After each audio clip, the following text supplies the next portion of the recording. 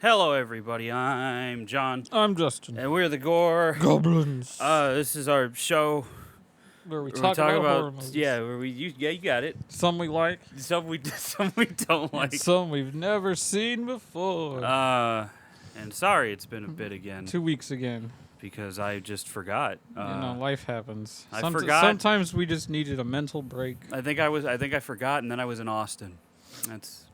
That happens to me some more often than you think. I forget, and then I'm in Austin. But that's what happened. So today, before we talk about, before we get to our next episode, where we begin our Texas Chainsaw Massacre run through, which is going to be something, we're going to look at Train to Busan, Seoul Station, and Peninsula. So, one of these movies is very good. The other two are okay. As you put it, generic as fuck. So, they're all written and directed by the same guy. Which is a shame. Because Which is... why? Well, I mean, you can't recapture what one movie did necessarily, but... His name is Yeon Sang-hoo. Yeon Sang-hoo. Is he the killer from I Saw the Devil? No. Or Ho. It's Sang-ho. The name just sounded similar. Speaking of I Saw the Devil, I bought A Bittersweet Life, which is by the same director from I Saw the Devil. When I watch that, I'll let you know if it's good, because I think it is, but I don't know. So, yeah, they're all directed by that guy, written and directed. I think he might have had a co-writer on... Oh, no. Train to Busan was written by somebody else, which is probably explains a lot. Because, yeah, Yeon Sang-ho did... he wrote and directed Seoul Station, I believe, yeah. And then he wrote and directed... I think he had a co-writer on Peninsula. Let's find out. And then Peninsula was written by... Yeah, he had a co-writer. So, Train to Busan was not written by the director. And Train to Busan is far and away the best movie. Now, Justin, who's previously had an issue with dads on this show, did not like the dad. Did not like the dad character in Train to Busan, which I understand. I get it. But I have daddy issues. So I think what sets Train to Busan apart from other zombie movies, because I mean, outside of like the emotional hook, there's not really anything new here. But the emotional hook is kind of what makes it worth watching, I think. Especially considering this came out after World War Z. Yeah, and World War Z wasn't good. So, but I mean, the zombies are pretty generic in the sense that they're runners. They weren't eating people; they were just biting and moving on. Yeah, it was kind of like it's kind of like the xenomorphs, how they just kind of exist to replicate. And that's kind of what was going on here, because, yeah, they weren't really eating. They were just biting and then being like, all right, you're one of us now. Hive mind time, I guess. I don't know. Gooba gaba. And Train to Busan is also very claustrophobic. And that helps out a lot for some of the more tense situations. That's funny. I don't know why, because I get claustrophobic. I hate being in tight spaces. Yeah. But the entire time I was thinking, there's too much room in this train. Like, they should not be getting away with what they're getting away with. Well, sometimes. I mean, yeah, they're gonna have plot armor to an extent. So, I don't know, man. I don't think I've ever. I'll snuggle into something. I don't give a shit. Well, yeah. I'm not. I don't like. I'm not claustrophobic in any way. I've been in MRI machines, and I'm just like, people don't like this. Like, this is fine. The hardest part about being in an MRI machine is standing still for like 45 minutes. But, I mean, it flew by somehow. Maybe I disassociated. I don't know. But anyway, enough of that. Train to Busan is mainly, the crux of it is, or like, the main story is about a father, an absent father for the most part, who doesn't really do a whole lot for his daughter because he's always working, always busy, that kind of stereotype. No, he's right? Asian. He didn't want a daughter. So, all right, listen. First of all, That's not how that works. Second of all, I couldn't help it. I had to do it once. second of all, you gotta stop. Second of all, yeah, he's just always busy or whatever. He's a busy boy. Busy, just like the detective was. And look where that got him. Too busy eating Burger King. What detective? What are you talking about? I saw the devil. Oh yeah, yeah. Oh yeah. That's right. That's right. Yeah. Oh. Asian people, take time for yourselves. Your Oh, work can yeah. wait. Bad things Yeah. happen when you miss opportunities with your family. I think it depends on. I think that's only really a thing in. I don't think that's really a thing in. Well, I don't know, because I feel like in Japan that's not really something that happens. Because in Japan, depending on who you're working for, you can get like a little more freedom, but they do work a lot. I mean, so do we. Like that's why we haven't been doing the show because we've been working a lot. But and it's more soul crushing here somehow. But that's besides the point. Yeah, he works too much, and he's got a daughter that he wants to be there for, but he's like, oh well, work's more important or whatever. He buys her a second Wii because he had already bought her a Wii. I think for like Christmas or something, and then he's like, "Oh, it's your birthday. I got you a present." And then it's just a Wii, and she just looks up and points, and he's just like, "Oh, fuck, okay." And I'm just like, "Man, you really are absent, aren't you?" Now you got two. Shit. Yeah, Fuck it. sell one of them. Well, I don't think it's gonna do any good at this point, but sell one of them. But yeah, basically what happens is he has to take his daughter to see his estranged wife. I don't know if it's an ex-wife, but an estranged wife. Yeah, I think they're just like not divorced, they're just separated from each other. And so they go and get on the train. To Busan. Somebody runs on that train, and they are infected, and you can see that shit's starting to happen. And then shit happens, and the train becomes infected pretty quickly. You have some light social commentary in here with the CEO that's just a piece of shit that has no regard for the people around him. He's just trying to survive. I hate that guy. And he was a cunt. So, yeah, it's pretty good all around. I think there's some nice emotional beats. What's his name? He's in the Eternals. I don't know his name. I can never remember his name. Train to Busan. His name is fucking Ma Dong-seok, I think is how you say that. I don't know. I probably butchered that. Ma Dong-seok. But he's very good. He's very good in this movie. He's the best part of this movie. Yeah, he is the best part of this movie. He's a big guy. He's a big fella. It should have been about him and his wife. He's a That would have big been fella. a more compelling story. Well, that's just because you hate dads for I some don't hate reason. I wonder dads. why. This one okay? just... Ugh. You just hate dads. It's all right. You just hate dads. It's okay. But Man, to go out in the dumbest possible way you can in a zombie movie. well, does he? Yes. I don't think so. I think he died, protected his daughter. What are you talking about? No, it's just how he gets bit. It's like- Spoilers, but yeah. I mean, we're going to say the ending anyway. But yeah, it's it's all right. But yeah, he's the best character. He's like the husband to a pregnant woman, and he's really cool. He's a real likable fella. And then you want to talk about going out in a stupid way? He goes out. It bugs me. Like, I know it's a movie, but like it bugs me when they do something that like they directly put themselves in danger in a way where I'm like, you didn't have to do that. Like, because what happens is he's trying to hold at a point in the movie, he's trying to hold the door open, and he's trying to push it closed or something, I think is what's going on.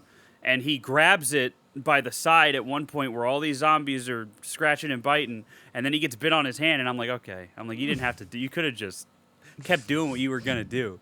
But then he goes out, and he kind of has his moment where he's like, just run, get out of here. He tells his wife what he wants the name of his daughter to be, which is very sad. It's very sad. But he tells her. Then he turns, and they move on. And then there's the kid from Parasite, which I know you haven't seen Parasite, but he's the brother from Parasite, the son rather, is he plays like a baseball player, I think.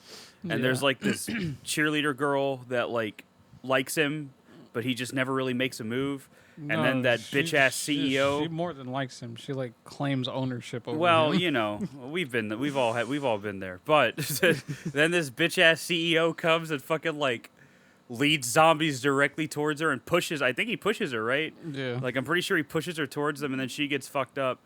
And I'm just like, man.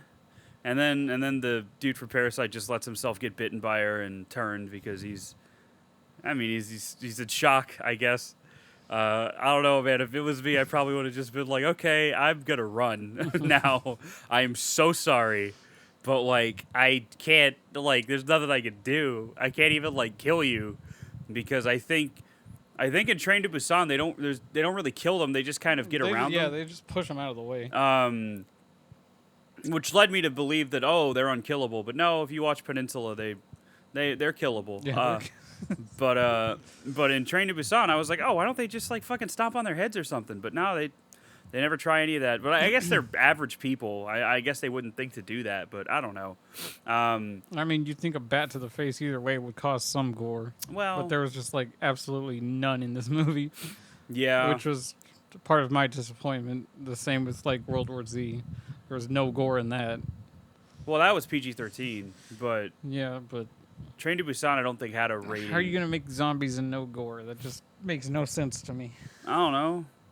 Same way you're gonna make, the New Blood and cut out all the gore. Still mad about that, but that's besides the point. They, my favorite part is at the end when that bitch ass CEO gets what's coming to him.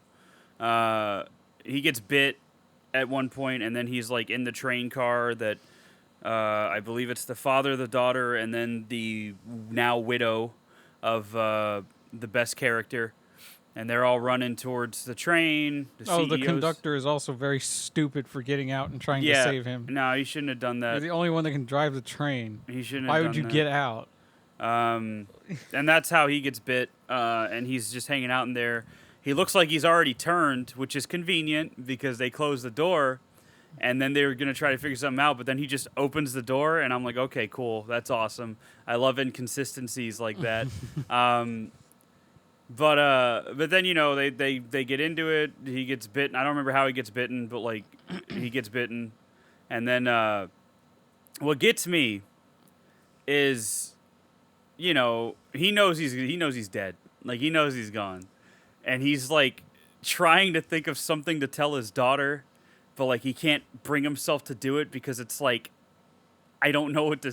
I wasn't a dad. Like, I don't know what to do. Yeah. And then he runs out, and I'm just like, man. And then he's crying, and he they get the train rolling, and he tells the widow, like, hey, just, do that when you get there, pull this, whatever. And I think what gets me is that then he's waiting to turn, and as he's turning, the last conscious memories he has is of the day his daughter was born and him holding her. And I was just like, God damn it! I was like, I came this close, Justin. I came real fucking close to crying over that shit because I'm like, God damn it, man. Because that's the thing is like, I don't see it so much as him not being a dad, but like a lot of men, a lot of fathers have trouble like being emotionally vulnerable with their kids. I know with my own grandfather, he was like that for a long time until by the time I came around, he was more like he had settled down and kind of shed that fucking toxic masculinity bullshit. But like that's and I think that's what was happening there is he doesn't know how to be emotionally available to her because he never was. Yeah. And then it's just like, okay, well, I that's it. But like then you have those final moments where he does love his daughter, but he was just never able to show it in a way that mattered, I guess. And then he kills himself he jumps off before he turns, and I don't know if he dies, but he jumps off before he turns. And then the widow and the now orphan. I'm assuming. I don't think her mother made it.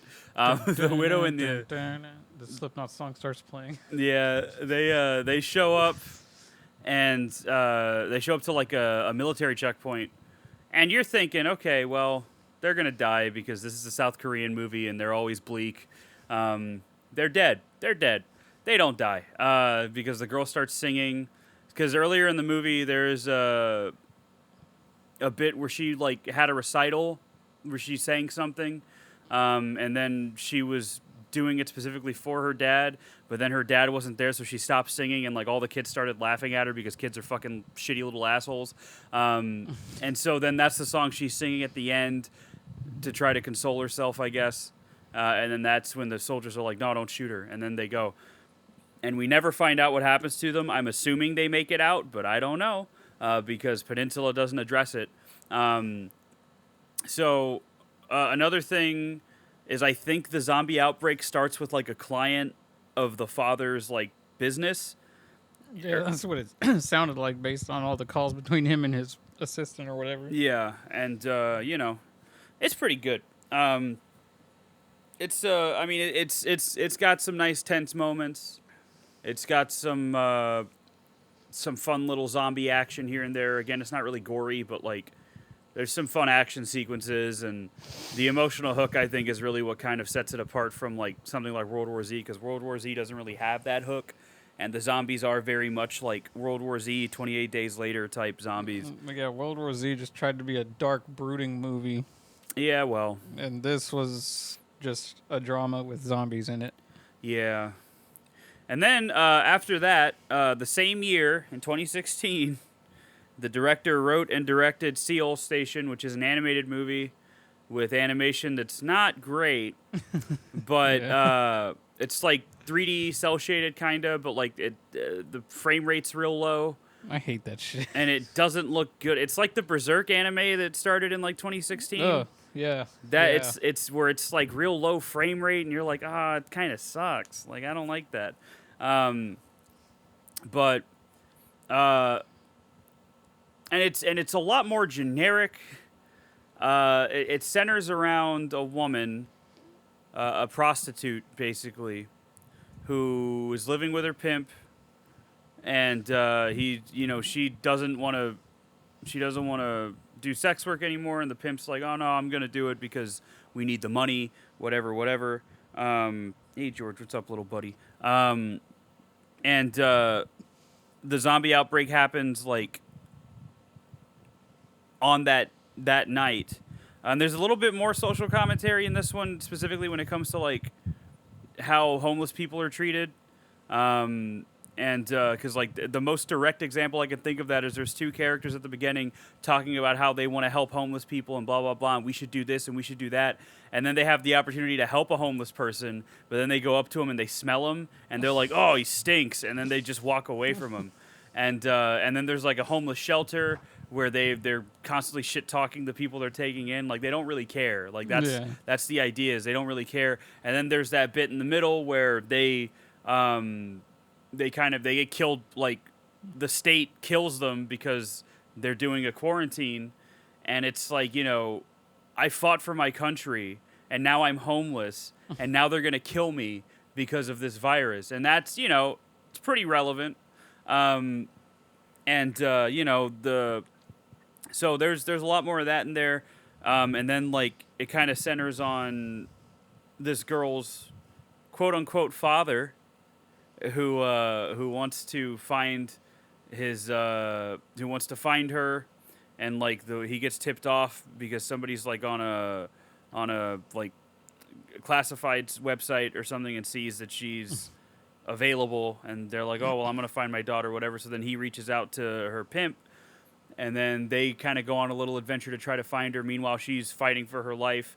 There's a point where she's like at a police station that I kind of like, where and everybody's like really stupid about the zombies, which I think is kind of funny because like, you can clearly see there's something wrong with these people, but they're just like, "Oh, these homeless guys are weird," and it's like they're not. Like, do you not see that their eyes are like white? It's like the characters in Walking Dead that were like, "Oh, they're just sick." Yeah, the The fucking full farm shit. yeah on the farm. Yeah, it's Oh, the they're same just sick. shit. Don't worry. Herschel, you fucking moron. That's why you got your head chopped off. Yeah, that happened after I stopped watching. Hello, governor. But yeah. So that scene's all right. And so Train to Busan has a little bit of glimmer of hope at the end. Seoul Station is really fucking mean and bleak when it comes to the end because when the end comes around, they all find each other, the pimp, the father, the daughter, and then when she sees her father, she is like, no, like that's not my dad, that's my old pimp. And then he's like, oh, I'm gonna fucking kill you, like because I want money, and you ran away from me, and it's just like, okay, the world's ending, my guy. What are you? What are you gonna do? What with are you that? gonna do? But at some point, and also at some point, she got scratched by a zombie when she was trying to get across like a walkway or something. But she's not turning immediately, so you know that's the thing. Is it kind of calls into question? Well, what causes you to I was turn? gonna Blah, say, blah, blah. does the scratch do it? I But- don't remember. It does, but it's not, and that's why it's bleak because not only does the old pimp kill her new like boyfriend pimp whatever, just cuts his throat, and that's the thing is they're like in a model apartment, and you know, her boyfriend grabs a knife, and I'm like, oh, that's probably not even a real knife, but then like he tries to stab her old pimp with it, and he overpowers him because her boyfriend's this scrawny little guy. And then he just cuts his throat, and I'm like, oh, I guess it's a real knife. What the fuck? Like, why would you have a real knife in a model home? What the hell? But that's what they did. And he just dies. And then she's running from the old pimp, and the old pimp's like, hey, you know, I went to your dad to try to get money. He told me he'd get it to me in 2 weeks, and then he ran. He ran away when I went back to him. I actually waited for him to see, and he ran off. He's like, just like you did. He's like, so I guess like father, and I'm just like, God, what an asshole. And I'm just like, I hope she fucking kills him or something. And she does, but she doesn't make it, and that's the sad part because she gets overpowered by him. He's about to rape her, and then she dies. And then he's like trying to give her CPR because again he just wants the money.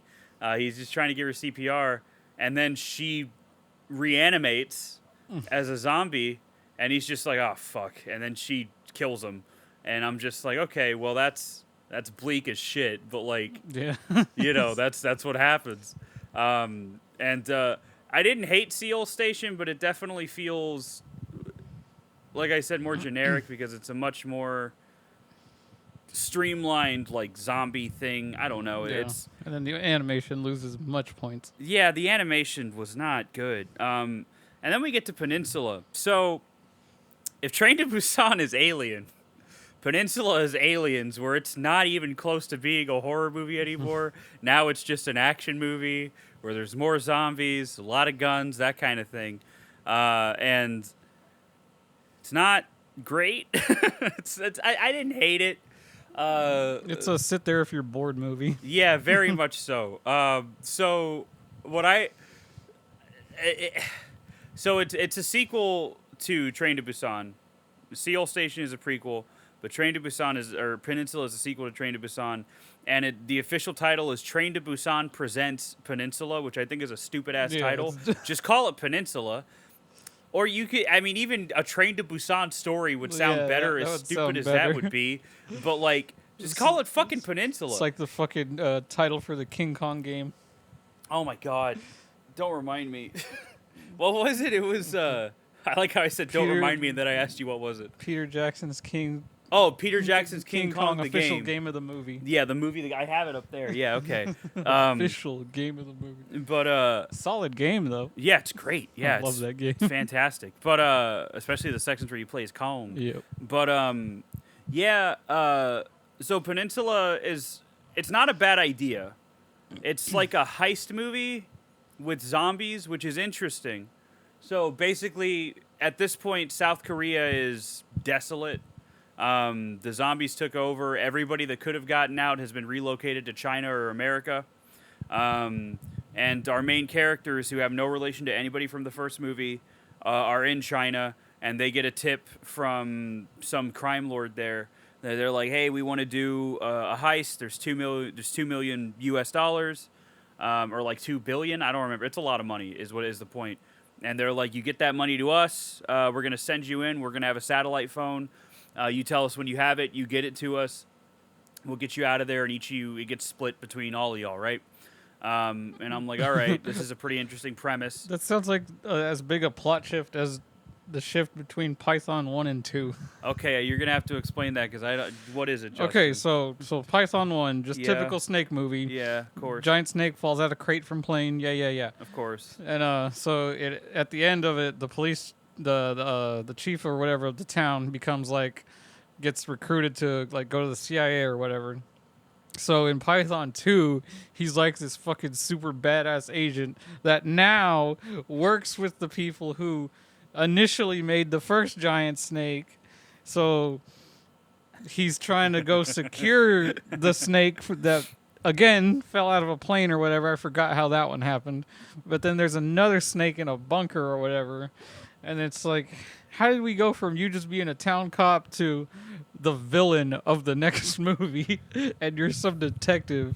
That's pretty weird, yeah. And there's just some horrible scenes like where they try to do the badass slow motion walk scene of the team and the music behind it was just fucking, it was awful. Ugh. And Robert Englund was in the first one. Oh no. Anyway, so so yeah, it's set up like a heist movie, and then like they get there, and you know it's shit goes wrong because of course it does. One of my favorite things about the movie is there's these two kids in it that are like living there like with their family of survivors, and there's a specific line that makes me laugh where they're like in this decked out like SUV specifically for like running through zombies. You gotta wonder how they get gas, but whatever. But they're in this SUV, and they're like, "Hey, get in if you want to live." So the main guy like tries to get in, and he's like, the door's locked, and he just looks at her, and she's just like, "Sorry," and then she just unlocks the door, and I started laughing because I was like, "That's kind of cute." So then he gets in there, and she's whipping that bitch, and then they get to their hideout. Their mother ends up being somebody that the main character, when everything was going down, had passed by on the road that he could have taken for help, so that way they could have gotten on a boat and gone to China, but he passed her up because he's like, "No, we have to survive," or whatever. So he sees her, and then they kind of like have a moment where he's like, "You don't remember me, but I did this," and she's like, "Yeah, a lot of people did that shit. Whatever, you're here now. Help us." So his goal is to save his friends, get the money, and get the fuck out. What ends up happening is his friends get kidnapped, and the truck with all the money gets kidnapped by this faction of people that have gone insane. In the memory. And there's like the leader of this group is like, I don't remember his name, but the leader of this group, like the first scene you see of him, he's looking at like a bikini calendar on the wall. He presses his face up to it. I think he kisses it. And then he says goodbye. And then he puts a fucking gun in his mouth. But then somebody knocks on the door. And then he puts it away. And he's like, "What's up?" And I'm just like, okay. What was that, a scene from fucking Metal Gear? I'm like, yeah, it felt like it, right? And I was like, okay, this is kind of fun. Like, it's kind of fun. And then he finds out about the money. And he uses the satellite phone because it was left in the truck. And they're like, "Hey, we don't care who brings the money, just bring the money and we'll be good." And he's like, "All right," so then a bunch of shit happens. There's this sadistic sergeant that like runs a game where they take these prisoners that they only feed ramen, and they take these prisoners and throw them in like a fucking cage match full of zombies, and they have like a minute to survive, and if they survive without getting bitten or anything, then they get to go back to their little holding cell. And it's really fucked up, but again, it's kind of interesting. And so then what ends up happening is we get to the end, and like there's this bit where like it's the two daughters, the mother and and then the mother's father, so like a grandfather, and he does this thing where like every time they go out for supplies, he's like, "Find some batteries so I can talk to Jane at the UN." And it's implied that he's just like fucking around because it's just he went crazy. So he's just like, oh yeah, I'm talking to Jane. She's gonna get us out of here. She's gonna send a helicopter, all that kind of thing. But then like you hear him talk and nothing makes sense. There's nobody on the other line, like, you know. But basically, it gets to the point where they're trying. They get the money back from the faction. They're driving it to the boat. Everything fucks up because the leader of that faction comes in, shoots the mother in the leg. I'm pretty sure he shoots the grandfather. And then he takes the box truck and gets on the boat, and he's like excited because he's like, I'm finally getting off this island. And the Chinese gangsters on that boat are like, all right, just kill him. So they kill him so they can take the money. But then what he does is, as he's dying, he puts the thing into reverse and basically brings the box truck into the water, and then that makes them delay leaving. And then there's all these fucking zombies coming towards the boat. So then the zombies get in the boat and basically fucking rip it apart and kill everybody in there. And that just goes downhill. So then we have our characters who are lamenting the death of their grandfather. And then you have the sole survivor of the heist team that went in because his best friend was killed trying to save him, And so, or his brother, is it his brother-in-law? I think it's either his brother-in-law or his brother that dies so that way he can get out. And then a helicopter shows up, and it's from the UN, and the lady that comes out, her name is Jane, and they're just like, what the fuck? He wasn't bullshitting. And so the mother attempts to make a sacrifice so that way they can all get away. But early on in the movie, they talk about early on in the movie, he remembers leaving her and how he made the excuse of, we have to leave people behind so that way we can survive. And then his brother or brother-in-law, I don't remember what he was, tells him, that's stupid. Like, we try to save as many people as we can because we need to survive together. Yeah. And so he thinks that in his head, and he's like, fuck it, I'm going to go save her. So the mother's about to kill herself because she sees that her kids are about to get away. But then, the main character runs up and starts killing zombies and gets her out of there. And I'm thinking, okay, when's the shit gonna fall? Because, like, this is a South Korean movie. It's gonna be bleak. Seoul Station was fucking bleak, and it was written by the director. So, I'm imagining this is gonna end the same way. But no, they all get out. They all make it out, and they all go, I'm assuming, to the United States. And it's a happy ending, which surprised the hell out of me because they all get out. I mean, aside from the grandpa dying, I guess it was a happy ending. But, I mean, it was fun, but, like, I don't know if I'm ever going to watch it again. Yeah. I think I gave it 3 stars. Let me see. What did I rate it on Letterboxd? I gave Train to Busan 4.5. I know that. And then I gave, let me see what I did. Diary. Yeah, I gave Train to Busan 4.5 and Seoul Station and Peninsula both 3 stars. Because they're not bad. They're just, I don't know. They're just not great. Like, I feel like there was really, you didn't really need anything tacked on to Train to Busan. Because I feel like that's a good self-contained story, and there's already so much zombie shit. All of it worked. That you don't really need a prequel and a sequel, especially if it's not tied to the characters, right? Like if you were gonna make a sequel, I'd like to know what happened to the mother and the daughter, right? Like, yeah, I don't know, something set in the same universe. It just doesn't really justify its own existence, especially when it's just a generic action zombie movie, but like with a twist in it, and it being a heist, and Peninsula comes close to kind of reaching like the emotional hook that Train to Busan had, but it doesn't hit the same because there's not really any payoff, because Train to Busan has that payoff multiple times over, and Peninsula doesn't really have the same emotional hit, you know what I mean? Yeah. But I mean, they're not bad. I think Train to Busan is pretty fun. That's a pretty good movie to watch. Peninsula's okay. Seoul Station's fine, but like, I don't know. And then you don't even remember Peninsula and Seoul Station. Barely. Yeah. And that's because Justin watches a lot of movies that are the same.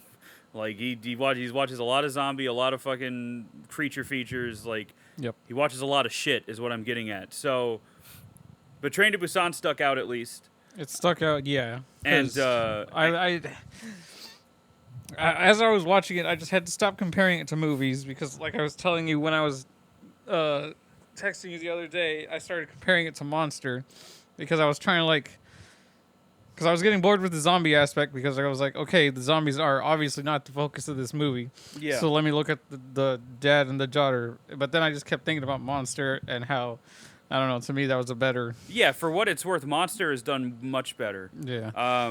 Monster, and Monster's the same thing where it's a movie about a relationship that just happens to have a monster in it. Yeah. And whether or not that monster is symbolic of anything or not, it's more, I see Monster, and I think we talked about it. I know we did an episode on it, but it's like Monster feels more like you have a creature as like a force of nature that's an obstacle.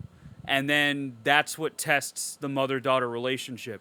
And the Train to Busan's the same way. You have a father and a daughter. And again, it's the same idea where it's an absent mother, absent father. And it's like you have a force of nature, more or less, that tests the relationship. And but I think Monster handles it a little better because it's smaller scale. It's more focused on that. They're the only characters. Yeah, exactly. Whereas aside from Jesse. Yeah. Whereas Train to Busan also tried to be like an action zombie movie on top of that. But Monster was solely focused. It was much more reserved, much quieter. It had great child acting. Not that Train to Busan didn't, but like, you know, the acting was great from the little girl and the mother. Like, the Monster is great. like it's a super underrated movie that doesn't get enough credit, probably because it's low budget, I guess. Yeah. And the monster does kind of look bad, but like it doesn't. That's not the focus, so that's why it doesn't bother me. He only looks bad when they show him in the light with his full body when he's on fire. Yeah, that's because they do like quick shots otherwise. And then Train to Busan is kind of the same thing, but it also tries to give you like thrilling action set pieces and stuff. Yeah. And I think the action set pieces are great. Don't get me wrong. And you know that father-daughter connection worked for me. Because, you know, I have a strong father figure. I had a strong father figure in my life, and, you know, not having it be my actual dad, there's a lot of really weird feelings about that. So the movie, I felt, kind of preyed on that, just like Guardians of the Galaxy Volume 2. God damn it. God fucking damn it. That you want to talk, listen, okay, you want to talk about a movie that fucked me up? Kale recommended it to me, and he was like, yeah, you'll like it if you like the first one. Knows full well my life. Does not warn me.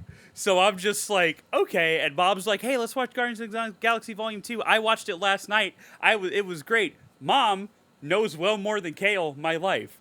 She doesn't warn me either. So we get to the end. We get to the end. Not only do you have a shitty absent father that the main character has to reckon with, not only do you have that, but then, and James Gunn did this twice, by the way. I'm going to talk about how Volume 3 fucked with me, too. But James Gunn did this twice. So with this one, this wasn't long after my grandfather died. It was about 5 years after he died. And, you know, I'm watching it. And then, you know, I don't remember what the reason was that Yondu had to sacrifice himself. But he sacrificed himself to get Peter Quill off the planet. And it was when he said, he may have been your father, boy, but he wasn't your daddy. And I was just like, no. I'm like, don't. I'm like, I'm not gonna fucking cry over a goddamn Marvel movie. And then it gets to the end where he dies, and I'm just like, and then, you know, there's that bit where Peter Quill's talking about you never really realize that what you always wanted was right there. And I just fucking start ugly crying, dude. And Mom's like, oh, you're thinking about Grandpa? I'm like, yeah. I'm like, what do you knew this was coming? I'm like, what? I'm like, you didn't warn me, and I'm just like, fuck, dude. I was like, God damn it. Like, even just thinking about it now, I haven't watched it since because I know I'm gonna fucking cry again. Oh, it was because he went back to get Peter, who was still on the planet while it was blowing up, and Peter didn't have a suit. That's right. Oh. So Yondu gives him his suit so that... Oh, God. Yeah, dude, that shit fucked me up. And then, of course, fucking Chris Pratt's acting at that part. Yes, dude. And then the flip side to that was Volume 3. This is after I had dealt with depression. -1 preyed on this too, but Justin hasn't seen Godzilla -1. But this is after I've gone through depression and I've gone through, suicidal idealization and everything. And, you get to that bit. You've seen Volume 3, right? Yeah. You get to that bit where not only is the stuff with Rocket and his friends just miserable, Yeah. but like, God damn. but like also, and fucking, I don't remember the actor's name, but the dude playing the villain, he was so fucking good at being a villain, man. Yeah. Like when he shoots, when he kills Lila. what was her name? Lila, Lila. right? Lila? Yeah. Okay, when he kills Lila. And Rocket starts crying, and he's like, wah, wah. And I'm just like, oh, what a fucking piece of shit. I was like, holy shit, man. And I'm over here, like, on the verge of tears, because I'm like, oh my God, because Bradley Cooper's acting his fucking ass off. Like, Bradley Cooper is fucking bringing it in that role. That's unironically one of his best performances. and then, there's that bit where they get Rocket back, and he dies, and Chris Pratt's just screaming, and I'm just like, this, and then Rocket's in heaven or the other side, and he sees all of his friends, and Lila tells him, like, it's so good to see you, but you're not done yet. And then it's just like, and he's just like, but I want to come home, and I'm just like, I'm gonna fucking die. I'm gonna fucking die, dude. I saw that bitch twice in theaters, and both times I was gonna cry my eyes out. I was so close. And then you get to the end where Peter goes back to Earth and he sees his grandpa. That didn't help anything. That hurt like a motherfucker too. Because when his grandpa sees him, he's like, Peter, and then it just I'm like tearing up thinking about it. Jesus Christ, James Gunn is very good at shit like that. He's very good at that kind of thing. And that's why I'm excited for Superman. I can't wait for him to ruin my life. When I go see Superman. Oh yeah, he could do. Yeah, dude, I know. Now I'm just thinking about it. Dude, I'm gonna fucking die in that theater, man. But yeah, so that's Train to Busan. All that to say, Train to Busan kind of preyed on that aspect of my life, where it's like, because I fought it because I almost started crying with Train to Busan, but I fought that shit hard. Oh wait, never mind. I was gonna say, see, that's why the new Spider-Man trilogy left out Uncle Ben's death, but then we got May's death. Yeah, I was gonna say, then we got May, yeah, which was arguably the saddest. Yeah. But yeah, I that father-daughter element in Train to Busan is really what kind of makes it work, I think. And then, yeah, like I said, Seoul Station is interesting. I kind of like how mean it is. I kind of like the social commentary, but like it just feels too. And then if the animation was better, I might have liked it more. And then, yeah, Peninsula is just a fun action heist movie. And I own both of them on Apple now, so on iTunes now. So if I ever want to watch them again, I can watch them. So that's cool. But yeah, I mean, all in all, I'm kind of glad I went through and finally got to watch these movies. But I don't know, like in the pantheon of like zombie films, I think Train to Busan is good. But I don't know exactly where I would put it, because like Night of the Living Dead, the original, is still like the zombie movie. Especially even when you talk about like social commentary and shit, and like, that is the zombie movie. And like you said, I watch a bunch of shitty ones. Yeah. So I have a mountain of zombie movies. Yeah. That I think are stupidly better. Yeah, well, but you're also watching those movies with a different mindset too. That's the other thing. Yeah. Like so, oh my God, the Return of the Living Dead, all the sequels to those. Oh yeah. Yeah, I forgot that there's a lot of zombie Necropolis, movies, Rafe to the Grave. And then the House of the Dead movies. Oh my God. You want to talk about it. Okay, so the first House of the Dead movie is complete trash, but at least the second one is a generic B movie that's actually really good. The second one? Did Uwe Boll do the second one too? I don't remember. You better remember, otherwise I'm going to shoot you. No, don't do that. Wow, this does not have a lot of 1-star ratings. And the other thing, I didn't find the hype that people surrounded this movie with when it first came out. I think it was just because it was a Korean movie, probably, that had a more wider release. Yeah. See, and that's the thing is like South Korea is very good at making movies. South Korea, some of the best movies I've ever seen in my life are from South Korea, and movies that I would recommend to anybody, but I'm going to recommend them to Justin here. You have Park Chan-wook's Vengeance trilogy, which is Sympathy for Mr. Vengeance, Old Boy, and Lady Vengeance. Lady Vengeance is my favorite, but all three of them are very good. I think on a technical level, Old Boy is probably the best. That's the one that everybody knows. That's the one that everybody loves, and it's great. But Lady Vengeance is like, I feel like Lady Vengeance is like a culmination of everything that Park Chan-wook was trying to say about vengeance. And Lady Vengeance is just, I just really fucking love that movie. But then you have Memories of Murder, directed by Bong Joon-ho. You have Okja, which I haven't watched yet, but that's the same director. That guy also did Snowpiercer, which was an American movie, but still, Bong Joon-ho did Parasite, which is the first South Korean movie I watched, and I was like, holy fuck, these guys are like on another level. And then I watched Memories of Murder, and I'm like, oh my god. And then I watched, I Saw the Devil, which we covered on this show. I Saw the Devil's fucking fantastic, like legitimately one of the best like revenge thriller stories ever. Like not just like in South Korea, but like in the whole fucking world. That movie it's so good, and that's why I bought Bittersweet Life, because I was at Waterloo Records in Austin, and I saw that they had it. It was a second sight box set, and I saw they had it, and I was like, and I saw Bittersweet Life by Kim Ji-woon, and I'm like, or Kim Ji-won, and I'm like, Kim Ji-won, why do I know that name?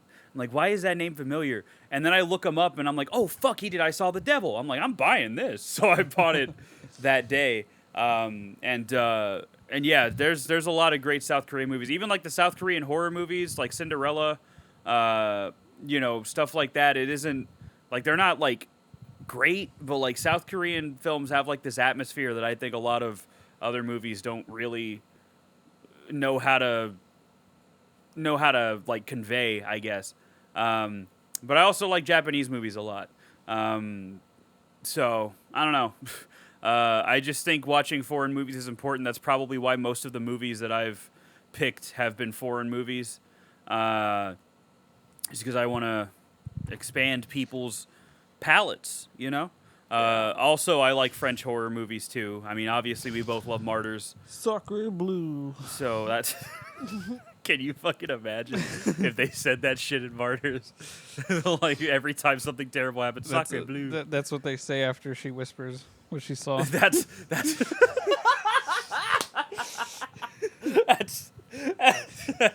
what it is.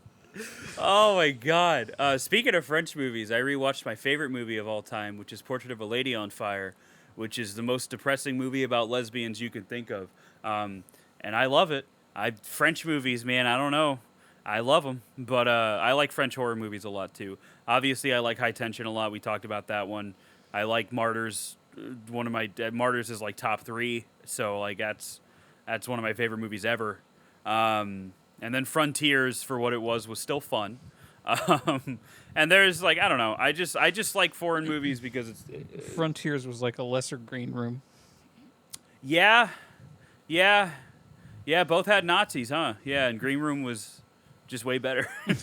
but I don't know. I like foreign movies because usually they're not as sanitized as like mainstream American movies. If you're watching like indie horror movies, obviously you get shit like Terrifier. So like, you get shit like that that's just super gory and super fucking violent and visceral.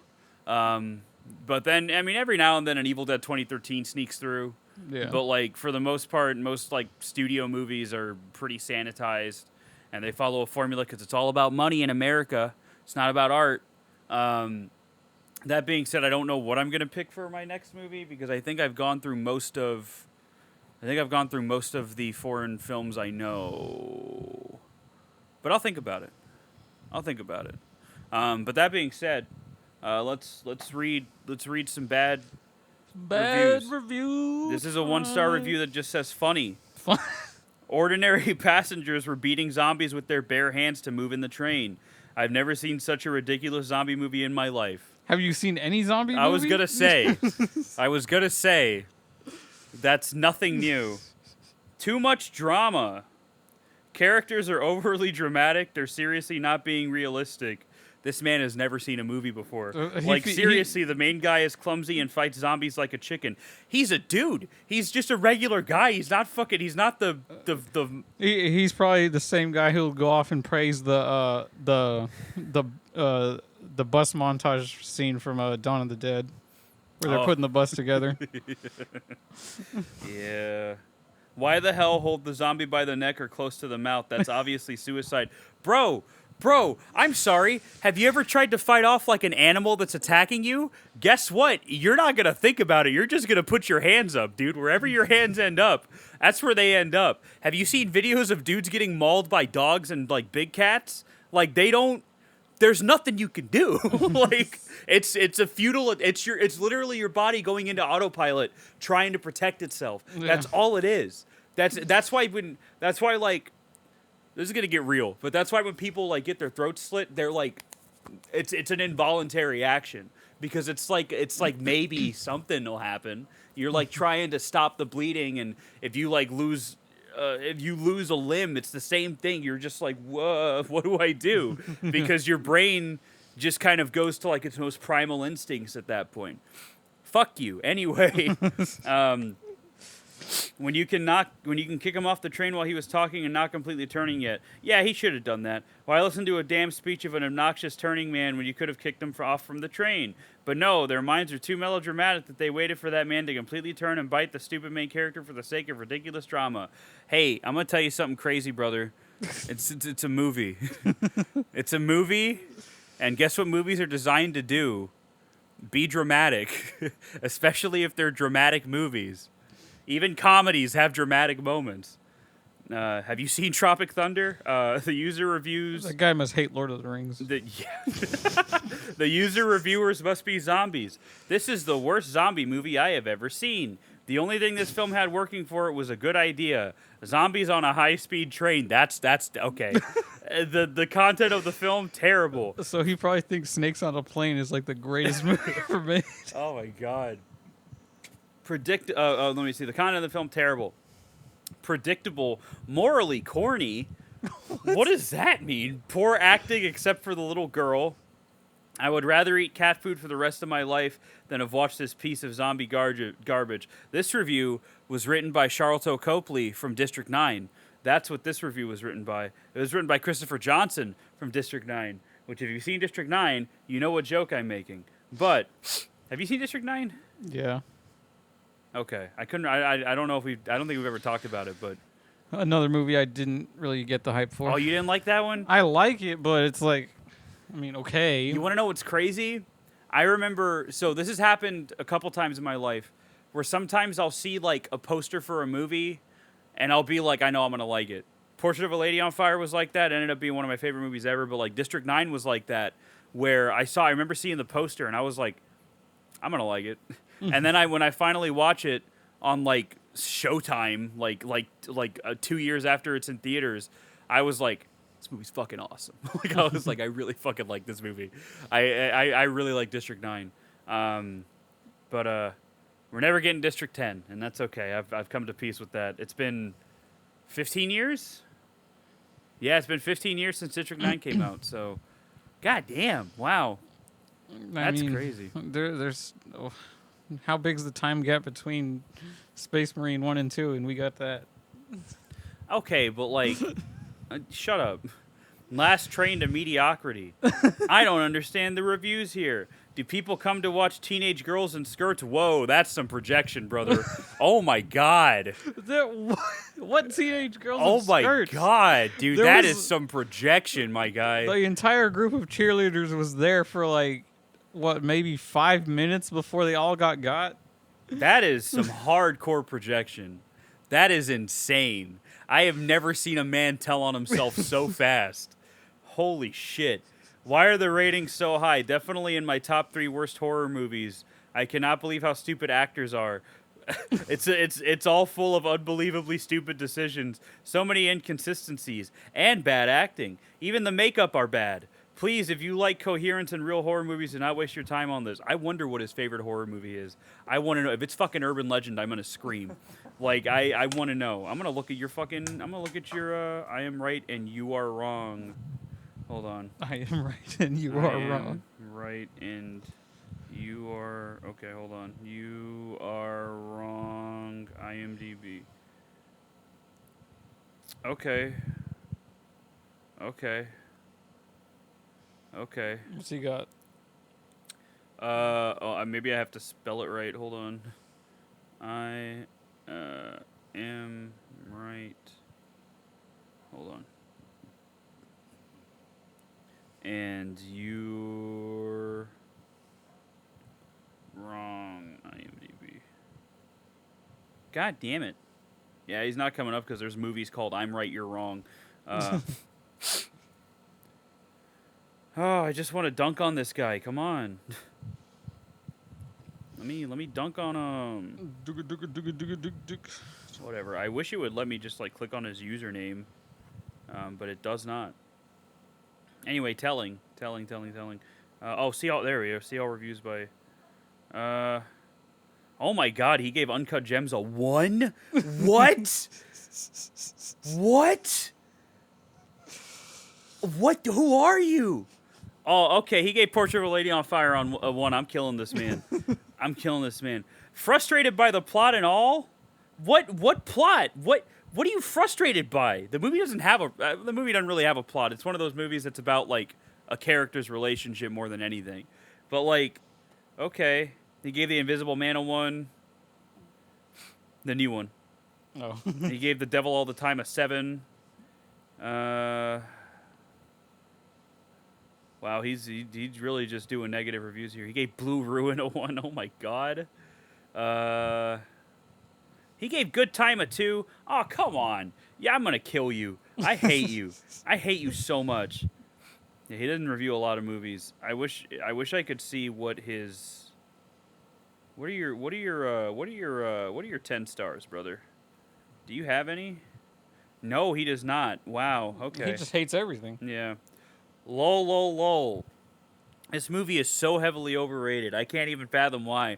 If you want to watch a real horror movie, please scroll through. If you were looking to be entertained, or better yet, if you are one of those people who like horror movies mixed in with the sub-mediocre comedy, like the scary movie types, only then do I recommend this.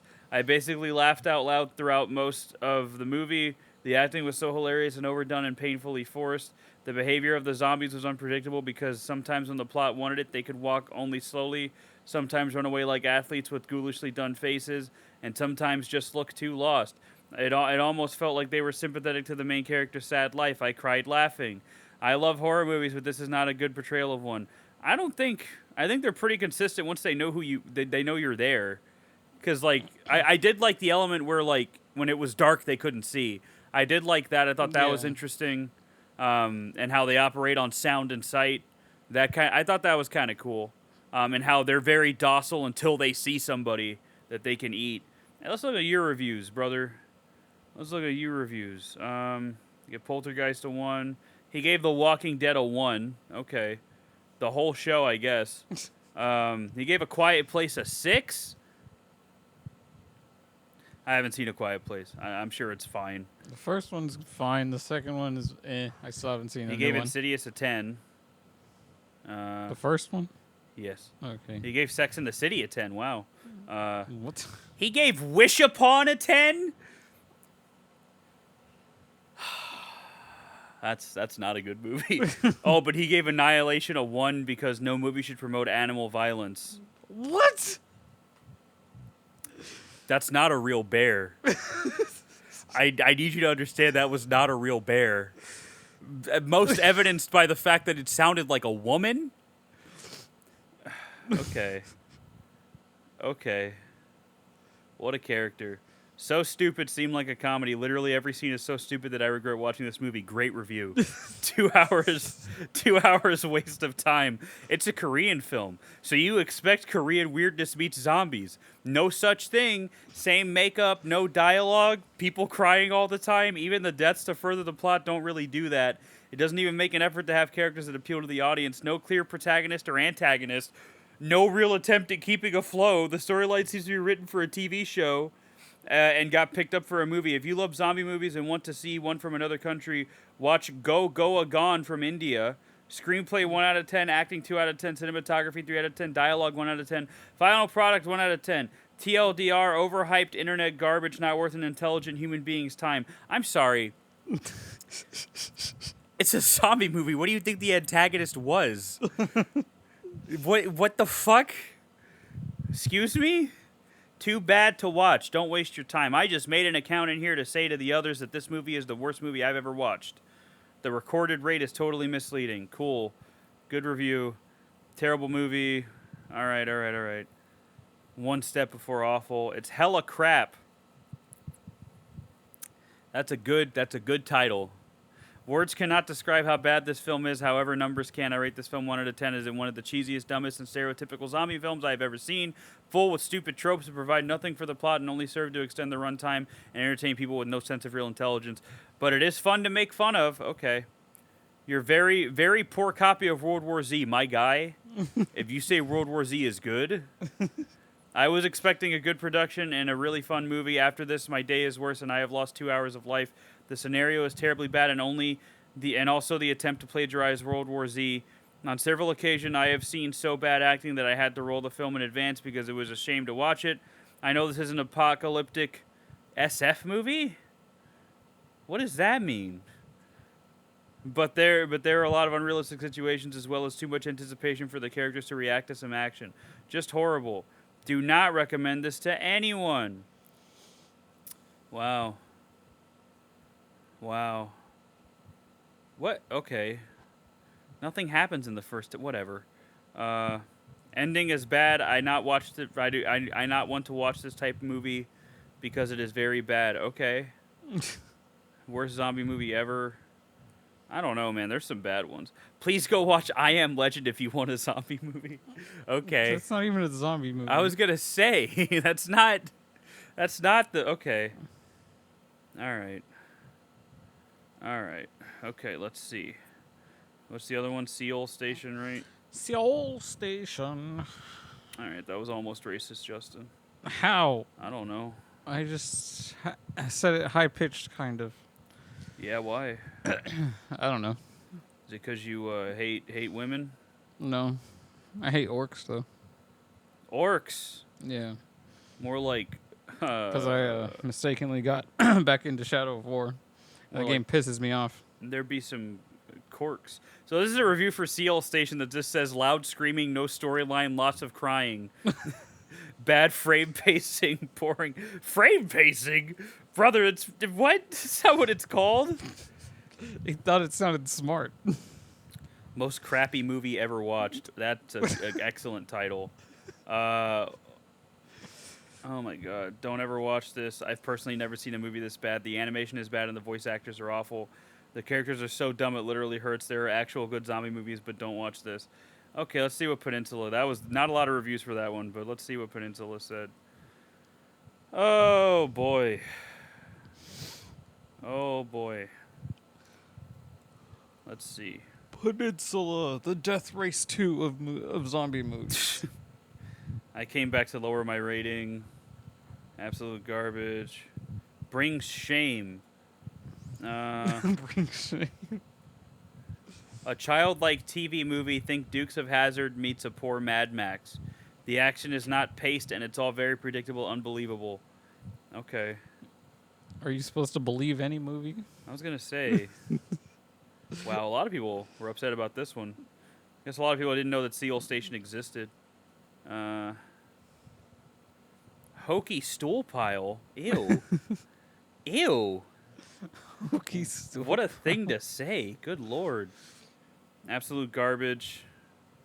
A lot of people are just comparing it to Train to Busan, so like, what's the point? Yeah. Like you gotta look at it as itself. You just don't compare it to the fucking sequel only. Whatever. But yeah, that's I think that's all we got. I think that's a good. Yeah, I think that's good. Yeah. So, bottom line is, I recommend Train to Busan and only watch the other ones if you really want to. But I mean, you're not really missing a whole lot if you do. Again, they're all self-contained stories, but I feel like nothing had to exist after Train to Busan. So Yeah. you know, good time though. Good time at the picture show. Is it?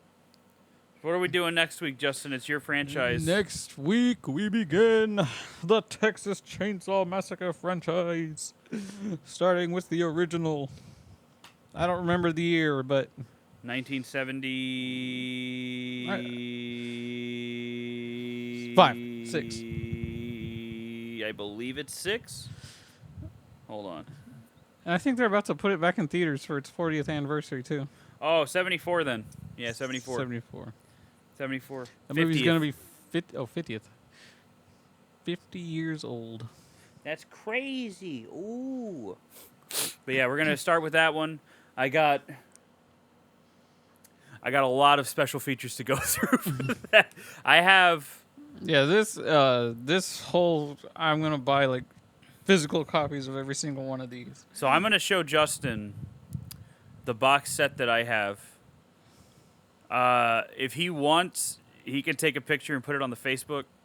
But it's the second site release that came out in the UK, and I got it imported over. It's 4K, and it is massive. It comes with a shitload of special features. I'm pretty sure it comes with multiple cuts of the movie, and it comes with a fucking hardcover bound book full of like essays and shit about the movie. So my next week is basically just gonna be that, me going through that. So I'm looking forward to it. I'm also gonna go see The Substance tomorrow, which is a body horror type movie. I'm excited. And for that, I think I know what my next Gore Goblins episode is gonna be. My Tusk? next one off. No. So anyway, that's all we got. Thanks for listening. Follow us on YouTube, Spotify, whatever the fuck. The Facebook account didn't get banned, so we're good. On Facebook, where Justin will never post because he ain't a real poster. Well, now I gotta be fucking careful because I don't know. Well, it was on my personal Facebook that the issue was, but I don't know what picture of myself or something that I had that showed any reference to suicide, self-harm, or food deprivation. Probably that feet pic that you put out for free. Yeah, probably. That's what happened. when you were trying to sell your OnlyFans, that's what happened. Hey man, if I could get rich off of selling pictures of my feet, I would. Yeah. I wouldn't fucking hesitate. That's what I'd do. My OnlyFans is Gore Goblin. Ew. Yeah. Ew. I didn't like that. Ew. Why'd you just call it Slavic Goblin? You don't need the gore. That just makes it worse. That implies that I'm eating people. Okay. I mean, technically, I get. Shut up. Anyway. All right. Anyway, that's all we got. Glad you could join us. And we'll be back at it next time with the Texas Chainsaw Massacre. Yay. The terrifying true story that's definitely true. Meow. That was as close as I could get to the sound. Good job. I can't wait to rewatch Texas Chainsaw Massacre 2, though. I fucking love that movie. No, Ooh. your favorite is Next Generation. Hey, George, remember what we talked about, buddy? Remember how I trained you how to go for the neck? Oh, yeah, I'm stupid. Your favorite is Texas Chainsaw 3D. No. God, I can't believe I'm going to have to fucking watch that movie. Have you ever seen Leatherface? No. Okay, that one I think you'll like. I'll probably like most of them. Leatherface is like what people probably expected Chainsaw Massacre 2 to actually be. Leatherface is the one with the fake-out ending, isn't it? It has 2 endings. Okay. I'll see. I don't remember. I like the alternate ending better. I know one of them has like a fake-out, but we'll see. We'll see, isn't that right, George? You're my little boy, my little baby boy. Okay, but yeah, that's all we got. Thanks for listening. Don't forget to go to bed tonight. Yep. You gotta work tomorrow. It'll do you good. Anyway, all right. Just goodbye, everybody. Bye-bye. It's sleepy time. Ooh, haha.